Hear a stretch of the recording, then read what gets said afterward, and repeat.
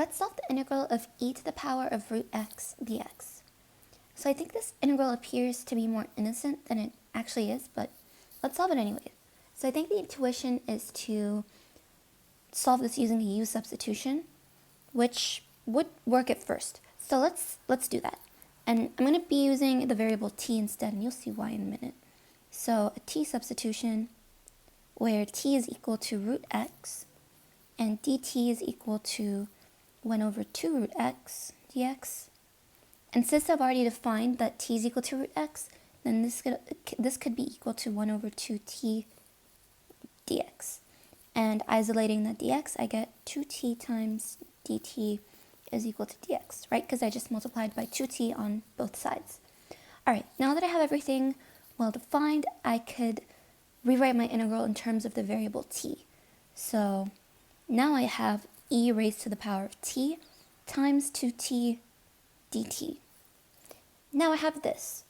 And to solve this integral, I'm going to be using integration by parts, because I have my integral in the form u dv. Now my job is to assign what u and dv is. And to know what to assign is what, I'll be using this acronym, LIATE, where L stands for log functions, I stands for inverse trig, A stands for algebra, and then T stands for trig, and then finally E stands for exponentials, which are the lowest priority for deciding what U is. So I will be setting my U as 2t, or just 2t, and then du is equal to 2 dt. My dv I just said is going to be e to the power of t dt, and then v is the integral of that, which is just e to the power of t. And now I have everything defined, and I could plug this into my integration by parts formula, which is uv minus the integral of v du.